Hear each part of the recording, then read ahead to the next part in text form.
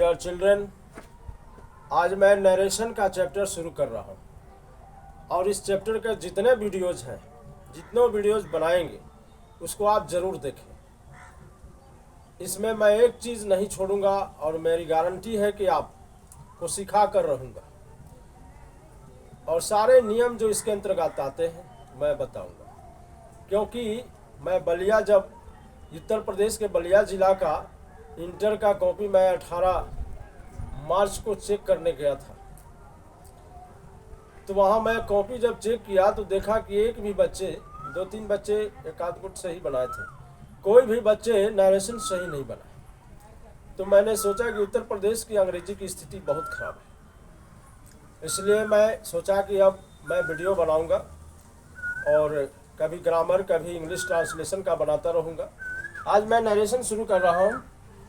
Narration का अर्थ होता है उक्ति या कथन। कोई भी व्यक्ति जब कोई बात कहता है उसको हम नरेशन कहते हैं, उक्ति कहते हैं, और उस बात को हम दो ढंग से व्यक्त करते हैं। दो ढंग से। पहला ढंग है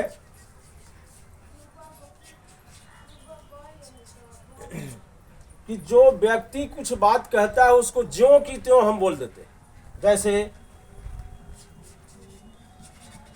he said, I shall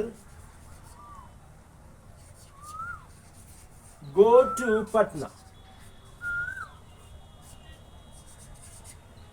और इन्वर्टेड कॉमा क्लोज है, ये वाक्य। ही सेड के बाद कॉमा है, उसके बाद इन्वर्टेड कॉमा है, दोनों तरफ उल्टा कॉमा और यहाँ सीधा कॉमा लगा हुआ है। ये वो बात है, उसने कहा कि मैं पटना जाऊंगा, तो जो व्यक्ति बोला हम उसी रूप में कह दिया। अब दूसरा तरीका है उसी को हम कहने का, वो क्या है? दूसरा ढंग है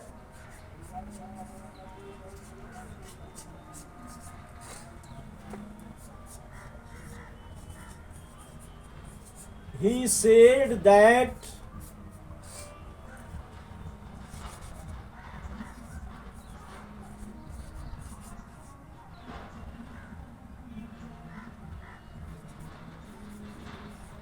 he would go to Patna.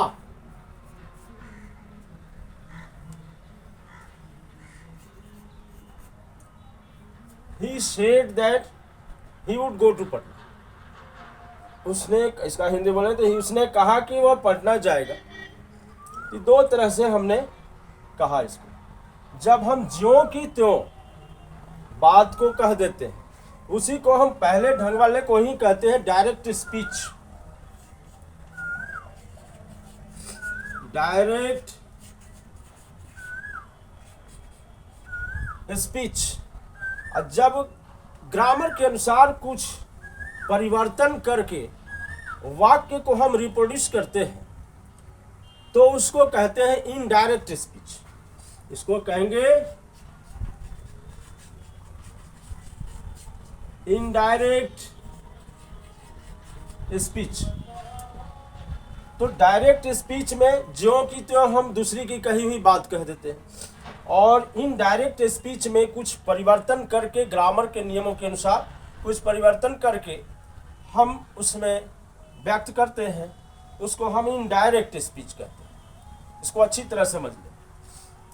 अब रहा रिपोर्टिंग वर्ब और रिपोर्टेड स्पीच। यहाँ डायरेक्ट स्पीच और इनडायरेक्ट स्पीच आप समझ गए होंगे। जब हम किसी की कही हुई बात को ज्यों की त्यों कह देते हैं, जैसे यहाँ इन्वर्टेड कॉमा के साथ लिखा है, तो वो डायरेक्ट स्पीच हुआ, और जब कुछ फेर बदल करके ग्रामर के नियमों के अनुसार बोलते हैं तो वो हो गया इनडायरेक्ट स्पीच। अब इसमें हमको सीखना होगा रिपोर्टिंग वर्ब और रिपोर्टेड स्पीच, क्योंकि ये सब बिना जो डिफिनीशन है वर्ड का बिना जाने हम नहीं समझ सकते।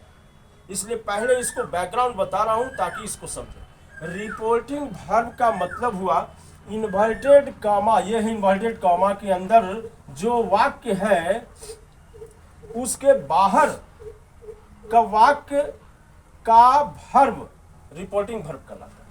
यही है आर भी, रिपोर्टिंग वर्ब। और रिपोर्टेड स्पीच समझे क्या है? तो यहाँ लिखा है कि रिपोर्टिंग वर्ब क्या है, इन्वर्टेड कॉमा के बाहर के वाक्य का वर्ब, बाहर के वाक्य का वर्ब रिपोर्टिंग वर्ब है। और यहाँ रिपोर्टेड स्पीच जो है इन्वर्टेड कॉमा के अंदर के वाक्य, जैसे ये जो वाक्य है आई शैल गो टू पटना, ये रिपोर्टेड स्पीच है, इसी को हम रिपोर्टेड स्पीच कहते हैं। इतना चीज समझ ले आप।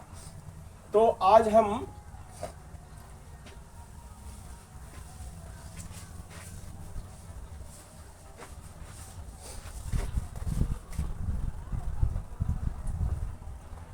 किसी भी डायरेक्ट स्पीच से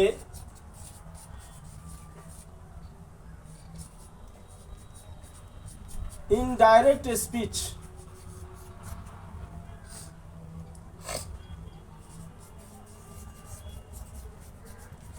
में बदलने का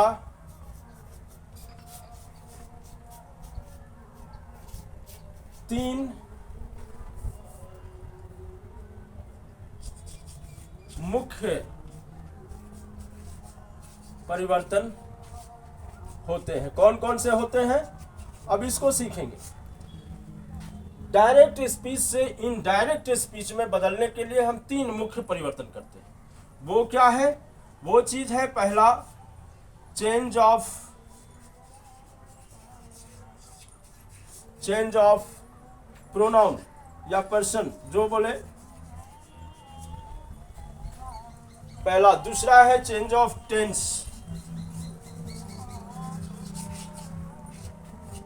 चेंज ऑफ टेंस। और तीसरा परिवर्तन हम पढ़ेंगे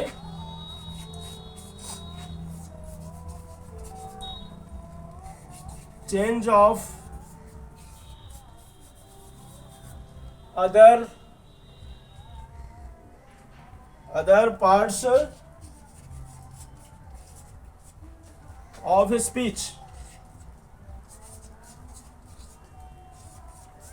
ये तीन मुख्य परिवर्तन है जिसके द्वारा हम किसी भी इन डायरेक्ट नरेशन से इनडायरेक्ट नरेशन में परिवर्तन कर सकते हैं।